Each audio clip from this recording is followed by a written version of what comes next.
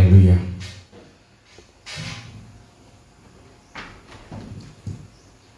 Haleluya ada di mana? Ada haleluya. Ya, tetap bersemangat kok. Amin. Haleluya. Haleluya itu kan puji Yesus Kristus. Haleluya. Ya. Itulah kehidupan dan Yesus itulah ya itu sendiri. Ya. Ya. Hari ini kita akan belajar ke level yang lebih tinggi ya, tentang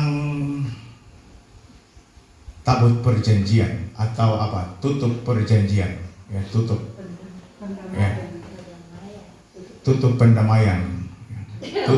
pendamaian.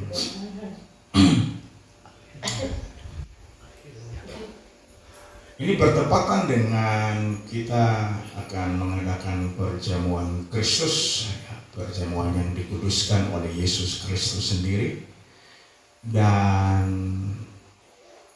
ketika tubuhnya diserahkan dan darahnya ditumpahkan, itu yang menjadi tutup pendamaian.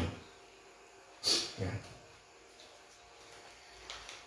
Des, kalau saudara memperhatikan tabut perjanjian yang diperintahkan Tuhan kepada Musa, pembuatannya ribet ya.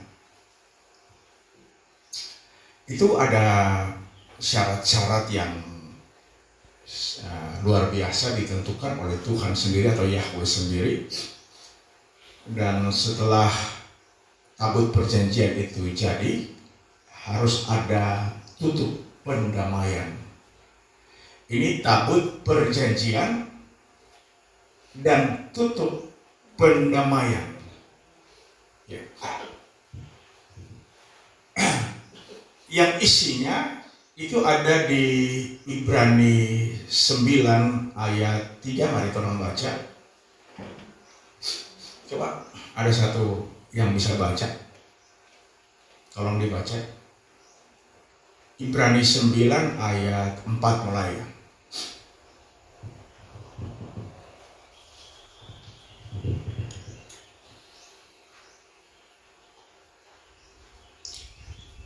Saudara? Ibrani 9 ayat 4. Ya. Di situ terdapat mezbah pembakaran untukan dari emas dan tabut perjanjian yang seluruhnya disalut dengan emas. Di dalam tabut perjanjian itu tersimpan buli-buli emas. Satu, buli-buli emas. Ya, berisi terus. Berisi mana? Ya. Ya, oke, terus. Tongkat Harun yang pernah bertunas dan loh-loh batu yang bertuliskan perjanjian. Terus. Ayat 5.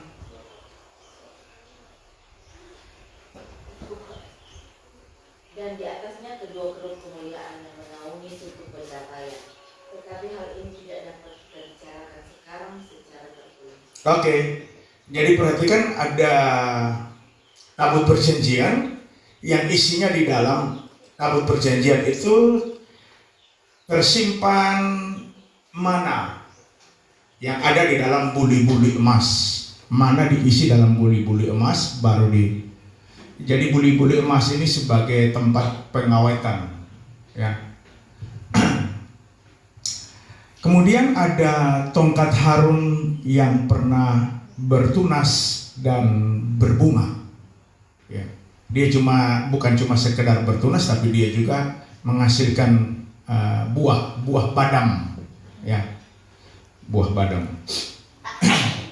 Kemudian ada loh-loh batu, ya.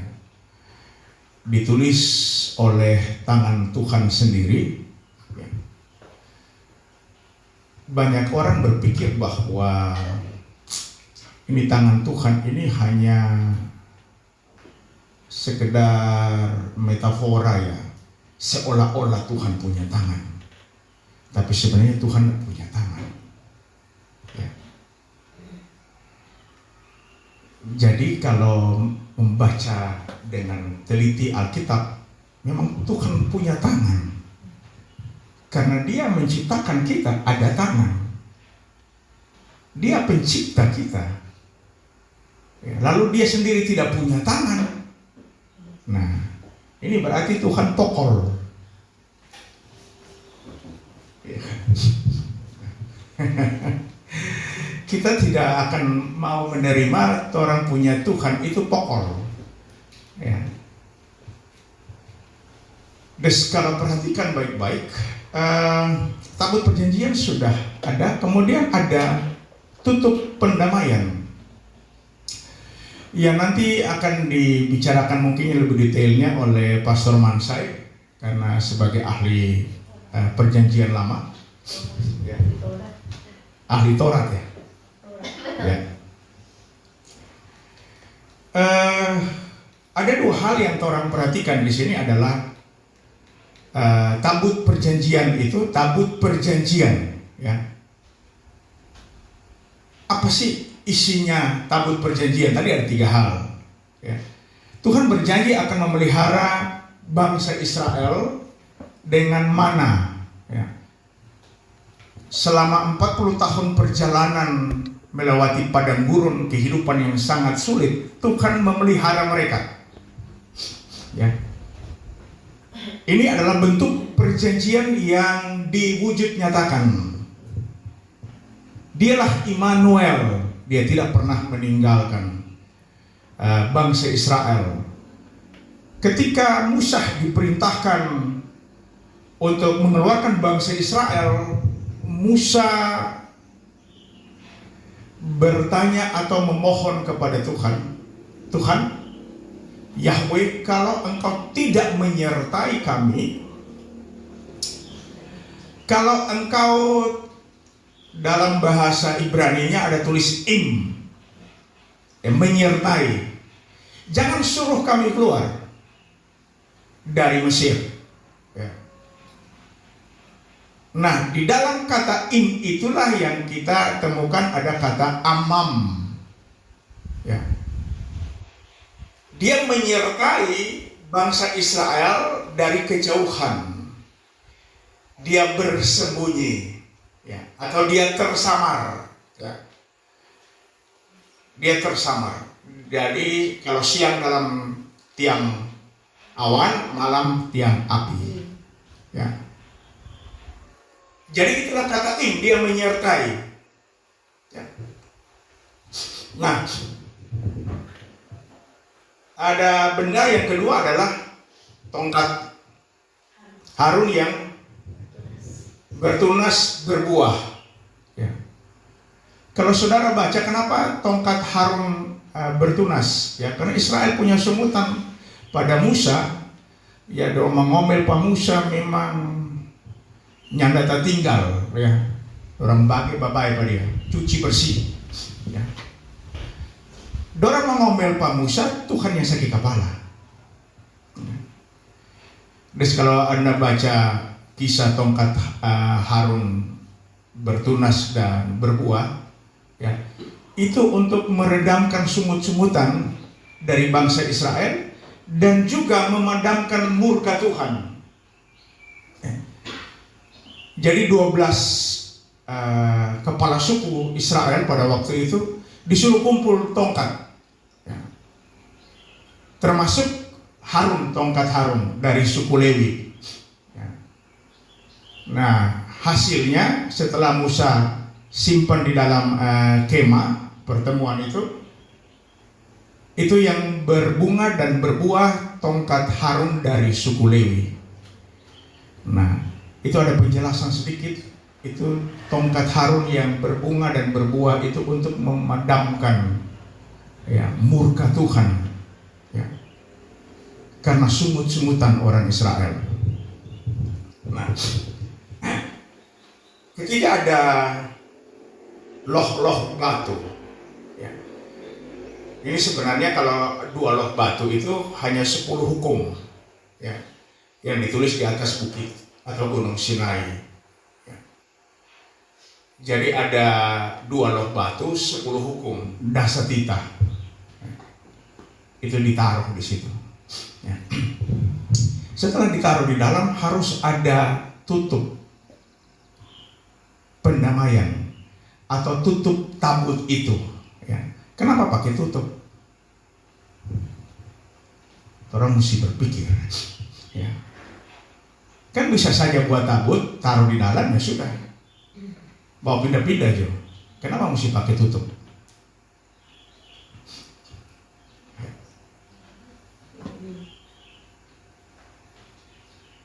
Itu tutup itu sebagai kuncinya, ya, bahwa janji Tuhan dia memberkati bangsa Israel bukan karena persepuluhan, ya, tapi dia memberikan kecukupan kehidupan jasmania.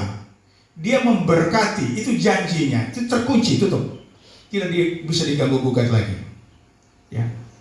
Itu buktinya mana, ya. Bukan cuma ada mana, ada burung puyuh yang datang sendiri. Ya kan? Kemudian ada tongkat Harun yang berbunga dan berbuah badam. Ya. Itu dia hentikan sungut-sungutan. Jadi mesti dihentikan, tutup. Dua loh batu itu juga ditutup, disimpan di dalam. Artinya nanti suatu saat tidak berlaku lagi.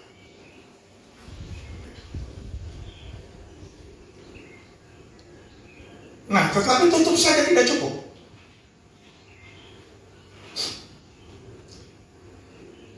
Sudah ada tabut perjanjian yang disimpan 3 benda tadi, ada tutup perdamaian, tetapi belum cukup.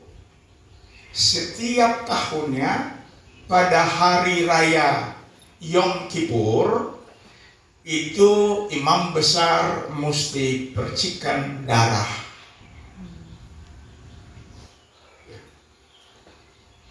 Percikan darah anak domba yang umurnya 2 tahun, jantan, tak bercacat celah, ditaruh atau dipercikan di tabut perjanjian atau di atas tutup perdamaian itu. Karena kalau tidak ditaruh, itu sama dengan kasih ingat Tuhan jangan murka nih. Ya, sama waktu orang Israel keluar dari Mesir kan, ditaruh darah anak domba jantan di jenang pintu, artinya tahan murka. Ya. Jangan murka. Ya.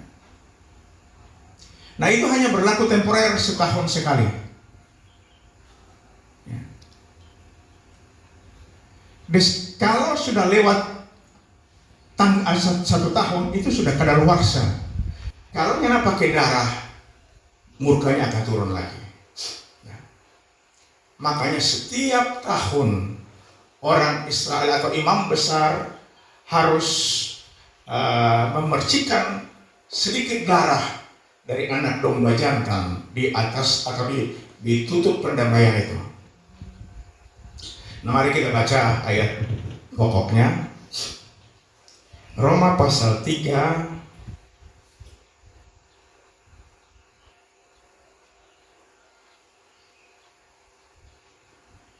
ayat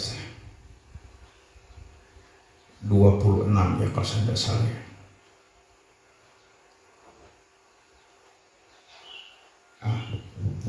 Roma pasal 3, maaf ini saya lupa.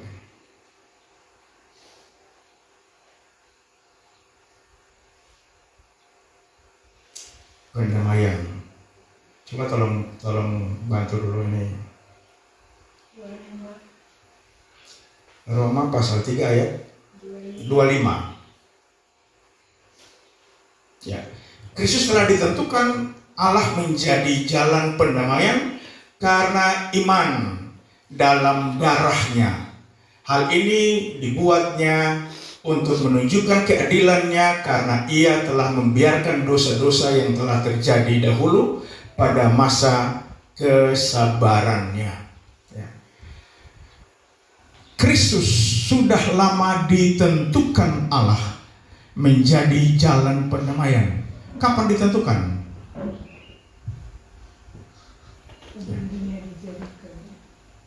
Kapan ditentukan? Dari kekekalan sudah ditentukan sebelumnya ditentukan sebelum dunia diciptakan, ditentukan sebelum manusia jatuh dalam dosa. Ya. Jangan sampai kita berpikir, oh nanti Adam dan Hawa jatuh dalam dosa baru Tuhan menentukan Kristus datang. Ya.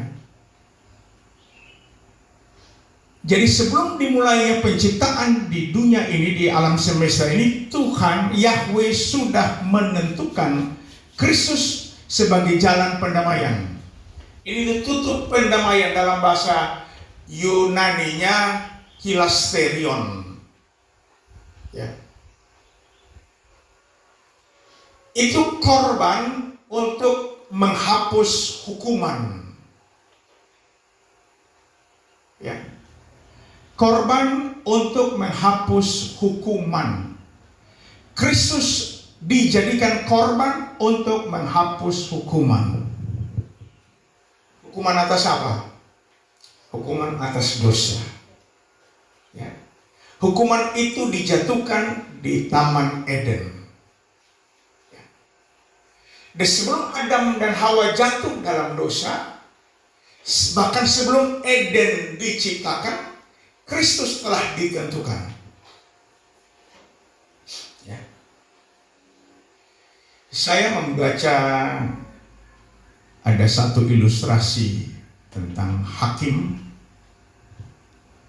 yang sangat mengasihi. Ya.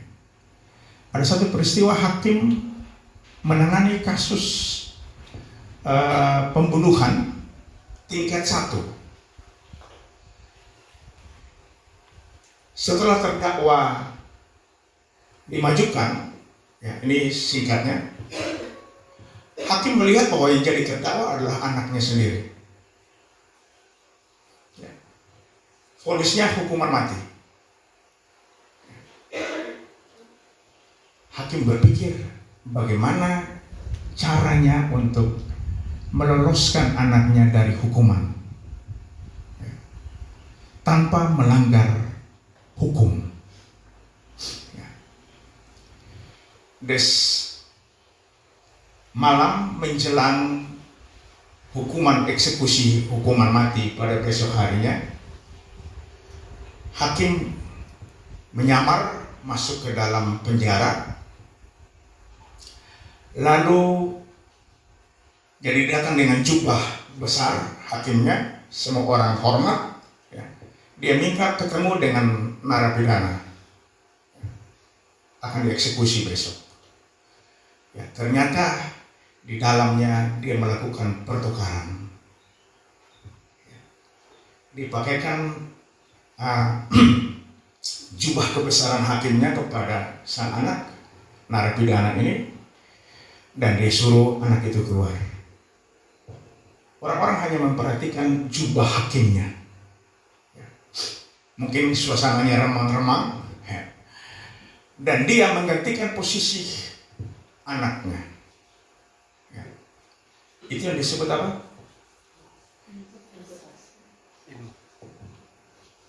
Apa? Imputasi.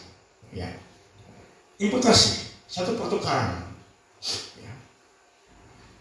Dan singkatnya, besok pagi hakim ini yang digantung mati. Dia adalah Bapa yang sempurna mengasihi anaknya. Ini ilustrasi. Tetapi Yesus ini fakta. Ya. Makanya kalau saudara baca Yesaya 63 ayat 9, itu di sana ditulis jelas, yang orang sudah berapa kali membacanya. Bukan seorang duta, bukan seorang utusan, tetapi dia sendiri. Dia. Tadi lagu tadi ini luar biasa. Tadi sementara nyanyikan lagu, saya merinding. Ya, telah kulihat bukti kasih-Mu. Ya. Ini lagu tadi ini apa yang sukar ya? Kalau orang perhatikan luar biasa ya. Ya. Des bukti kasih Bapa. Dia tidak menyuruh orang lain, ya, tetapi dia sendiri yang datang menyelamatkan kita. Makanya sangat relevan ketika Yesus disebut Immanuel.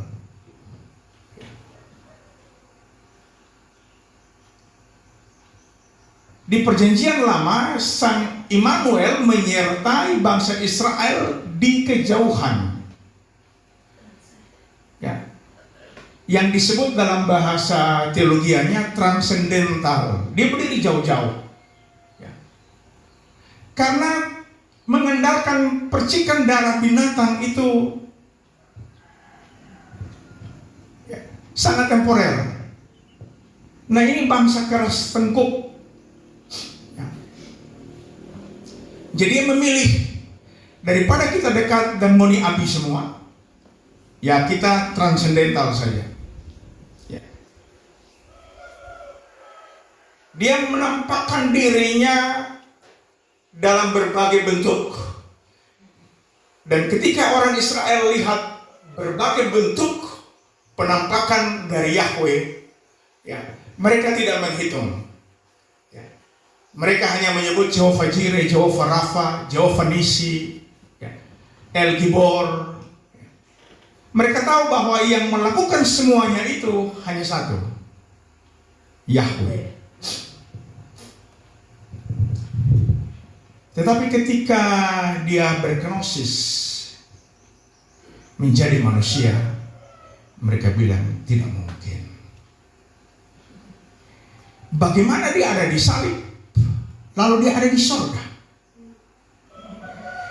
Bagaimana dia dalam bentuk awan di siang hari panas terik, kemudian dia ada di malam hari tiang api, lalu di sorga?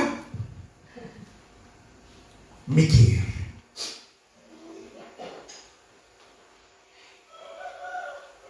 Kekristenan kita diobok-obok.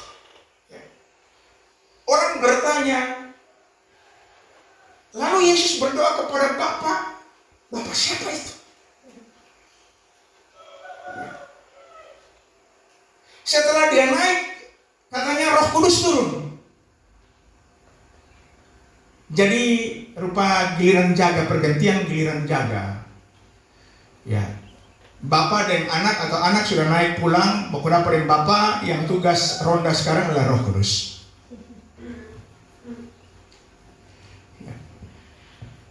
Makanya kemarin saya bilang bahwa yang Maha Hadir, Maha Tahu, Maha Kuasa telah dimutilasi menjadi mahasiswa.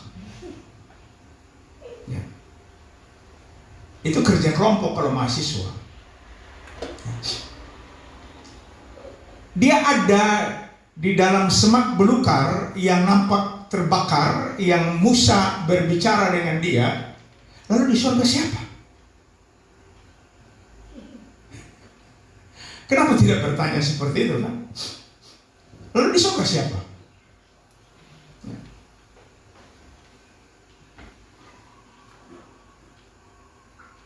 Nah, jadi ketika Yesus berkenosis, ya, saya tetap membantah sampai kapanpun dia bukan berinkarnasi, dia berkenosis, ya.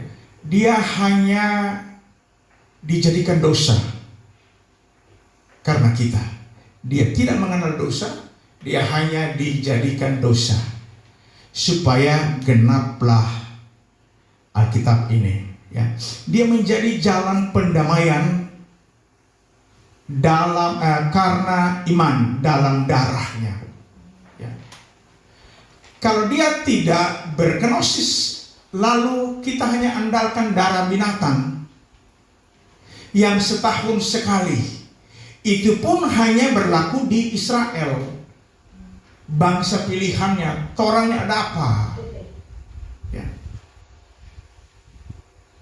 Bagaimana keselamatan bisa menjangkau torang yang ada jauh dari Israel? Ya. Kau hanya andalkan percikan darah anak domba.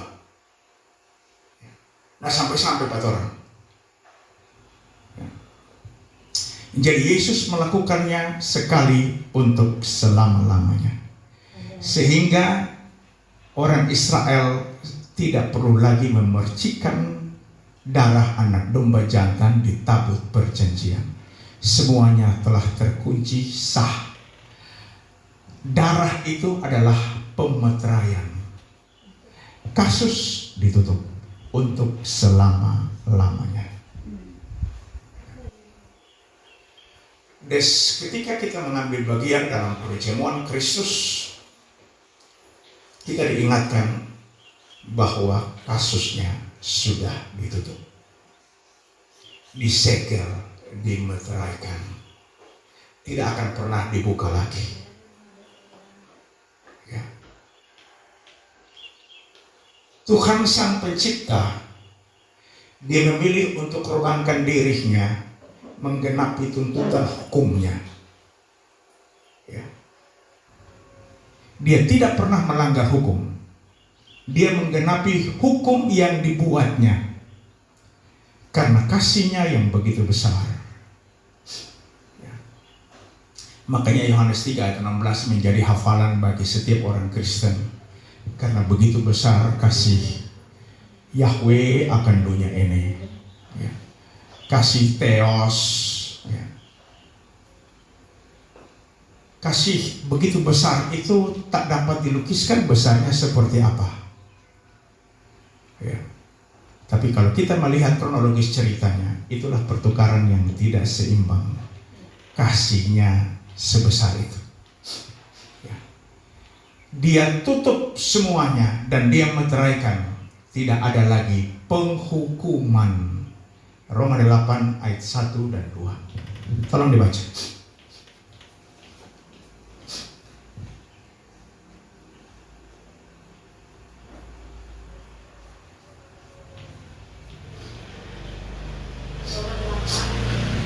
Ya. Demikianlah sekarang tidak ada penghukuman bagi mereka yang ada di dalam Kristus Yesus. Roh yang memberi hidup telah memerdekakan kamu dalam Kristus dari hukum dosa dan hukum roh. Ya. Tidak ada lagi penghukuman. Kenapa? Karena Yesus sudah menggantikan kita. Terjadi pertukaran yang tidak seimbang. Hakim agung itu telah menyelusup masuk untuk menyelamatkan anak-anaknya. Dia yang memilih mengorbankan dirinya sendiri dan membebaskan anak-anaknya. Ya. Apakah tidak adil? Dia tetap adil. Karena dia memenuhi tuntutan hukum yang dibuatnya sendiri. Tidak ada yang lebih tinggi daripada sang pembuat hukum sejagat raya ini. Ya. Manusia tidak mampu mentaati hukum yang dibuatnya. Di dalam Taman Eden itu baru satu hukum yang dibuat. Janganlah kamu makan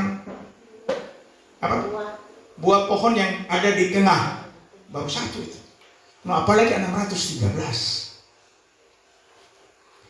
Mau bahas satu bawa koprol, kayaknya mau jadi. Sedang satu dua langgar.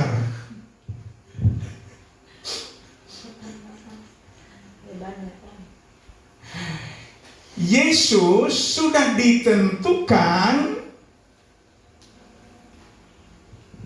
untuk datang mengampuni. Ya, coba 2 Petrus 1 ya. Tolong dibaca coba. Yesus telah ditentukan atau 1 Petrus 2.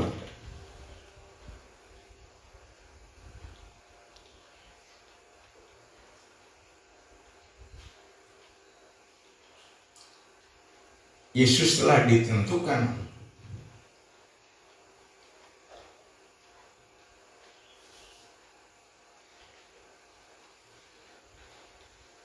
apa?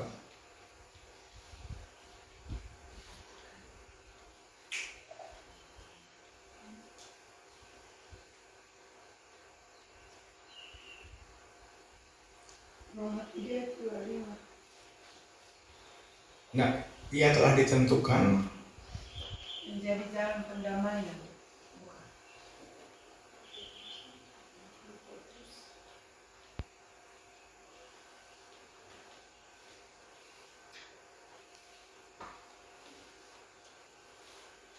menjadi jalan pendamaian. Di mana itu? Roma 3 ayat 25. Kristus Yesus telah ditentukan Allah menjadi jalan pendamaian karena iman dalam darahnya. Bukan.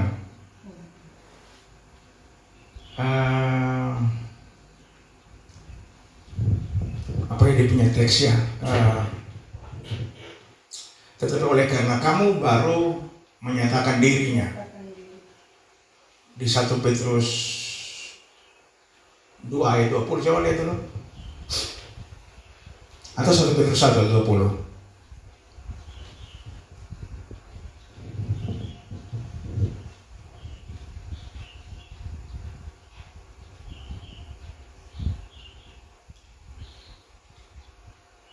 Ya, 1 Petrus 1 ayat 20, ia telah dipilih sebelum dunia dijadikan. Tetapi karena kamu, ia baru menyatakan dirinya pada zaman akhir. Jadi pada zaman akhir itu sebenarnya setelah manusia jatuh dalam dosa, baru dia datang. Ya. Yesus telah dipilih sebelum dunia dijadikan. Ya. Sebelum penciptaan, dia sudah dipilih. Ya. Karena dia tahu pasti bahwa Adam dan Hawa pasti akan jatuh, pasti akan melanggar hukum, pasti akan dihukum. Lalu kalau hukuman itu bersifat kekal, siapa yang dapat membatalkannya? Ferdy Sambo itu hanya dijatuhi hukuman mati. Tapi Adam dan Hawa itu dijatuhi hukuman mati kekal.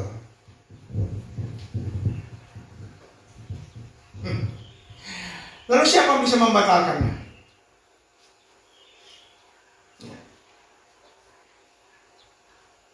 Apa itu justice kolaborator? Itu yang justice kolaborator?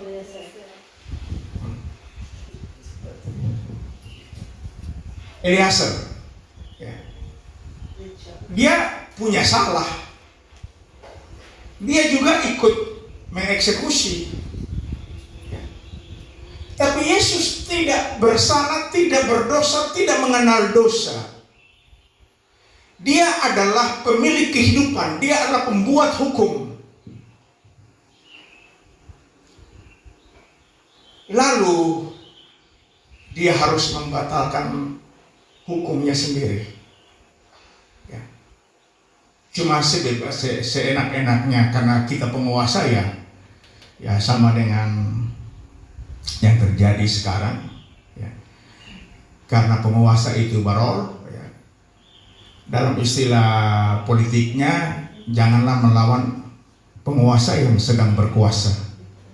Karena dia pembuat hukum, dia pelaksana hukumnya, dan hukum itu harus berpihak kepadanya.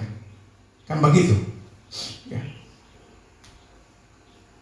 Yesus pembuat hukum tertinggi, pembuat hukum untuk ditaati oleh ciptaannya. Ya. Faktanya ciptaan tidak bisa mentaati dengan sempurna. Bagaimana hukuman atas pelanggaran hukum bisa diabaikan? Caranya hanya satu. Dia harus menjadi terhukum. Ya. Hukum yang dibuat di dalam Israel itu gigi ganti gigi. Ya. Kalau gigi ada perember, ganti ke perember. Ya. Gigi ganti gigi, mata ganti mata, darah ganti darah.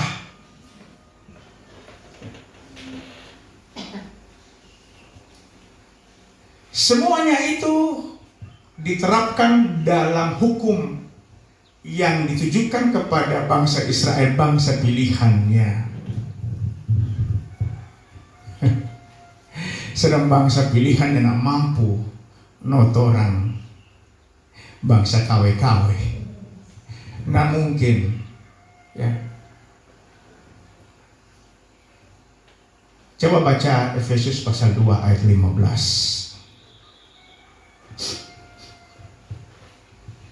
Luar biasa Yesus Tuhan.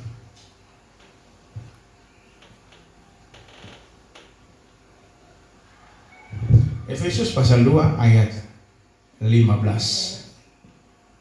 Sebab dengan matinya sebagai manusia, dia telah membatalkan hukum Taurat dengan segala perintah dan ketentuannya, untuk menciptakan keduanya menjadi satu manusia baru di dalam dirinya, dan dengan itu mengadakan damai sejahtera. Amin.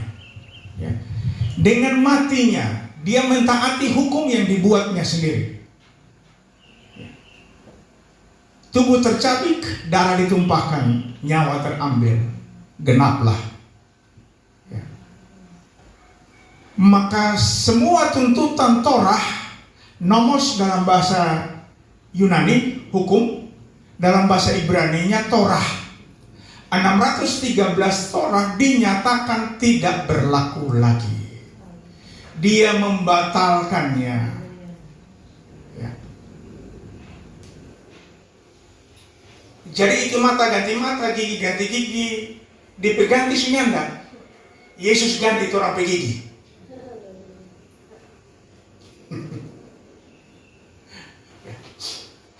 Itulah fungsi sebagai tutup pendamaian. 3 hal penting ditaruh di dalam tabut perjanjian. Ya. Kalau langgar, hukuman turun. Ya. Musa disuruh buat tabut perjanjian, di atasnya ada tutup pendamaian. Tapi tutup pendamaian harus dipercikan darah, supaya itu murka jangan tertumpah. Setahun sekali cuma. Masa berlakunya expire setahun sekali. Dan Yesus melakukannya satu kali untuk selama-lamanya. Iya. Itu ada di mana tuh?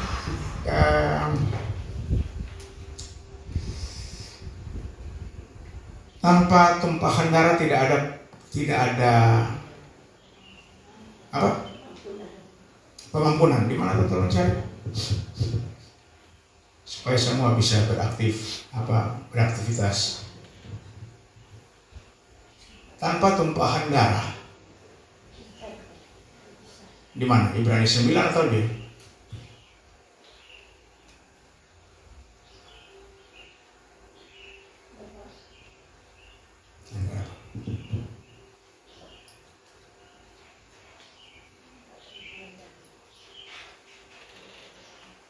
Ibrani 9 ayat 22 atau gimana? Tolong dibacakan karena sudah apa? Dan hampir segala sesuatu disucikan menurut hukum Taurat dengan darah, dan tanpa penumpahan darah tidak ada pengampunan. Amin. Ibrani 9:22. ayat 22. Ya. Itu ketetapan Torah, dikuduskan dengan darah. Ya.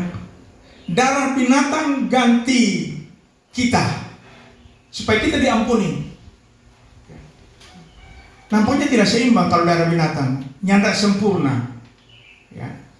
Supaya seimbang dan sempurna, darah Yesus Kristus ditumpahkan, tubuhnya tercabik-cabik, ya, untuk mengampuni semua pelanggaran kita.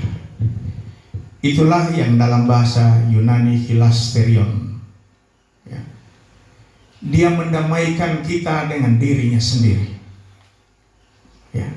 Dia tidak sekedar bersabda, tetapi dia melakukannya, sehingga pengampunan itu sempurna. Dia menjadi tutup pendamaian. Israel memercikan darah lembu jantan di atas tutup pendamaian. tabut perjanjian. Tapi Yesus memercikan, menumpahkan bahkan darahnya. Ya. Dia buat perjanjian yang baru. Yeremia 33. Tolong dibaca dulu. Dahsyat. Ayat 31 yang mulai.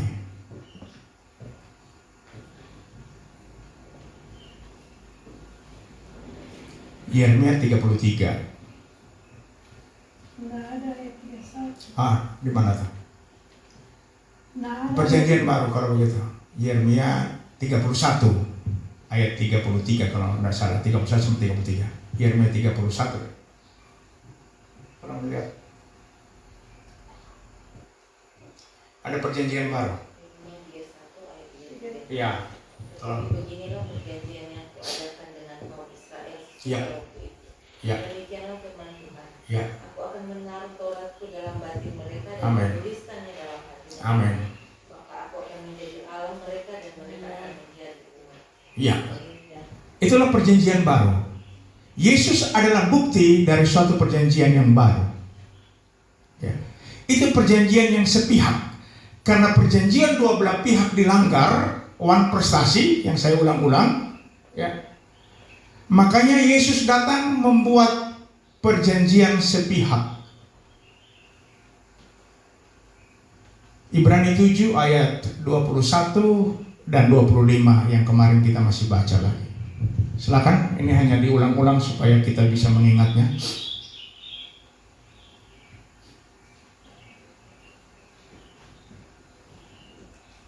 Ibrani 7 ayat 22. Coba lihat 22. Sudah dapat? Demikian pula Yesus adalah jaminan dari suatu perjanjian yang lebih kuat. Karena itu ayat 25. Ayat 25, karena itu ia sanggup juga menyelamatkan dengan sempurna semua orang yang oleh dia datang kepada Allah, sebab dia hidup senantiasa untuk menjadi pengantar mereka. Ya. Yesus adalah jaminan dari suatu perjanjian yang lebih kuat. Dia lebih kuat dari perjanjian yang lama. Dia adalah perjanjian yang baru, perjanjian sepihak. Ya. Karena ini perjanjian sepihak, maka dia berkuasa.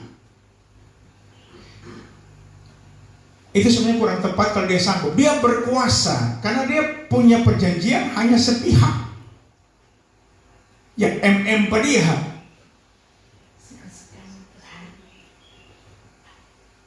Orang melihat kasat mata, Ferdy Sambo terbukti melanggar hukum dan dijatuhi hukuman mati akhirnya. Ya.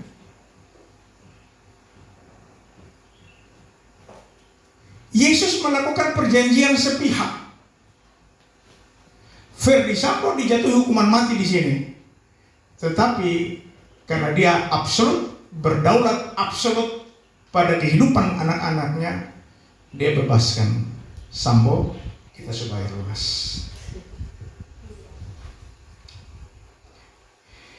Di dunia putusan eksekusi mati, tetapi dalam kekekalan kita supaya lunas. Tetelestai, kita sudah tukar dengan betampa. Jangan orang berpikir orang lebih baik, lebih benar dari Sambo. Ya.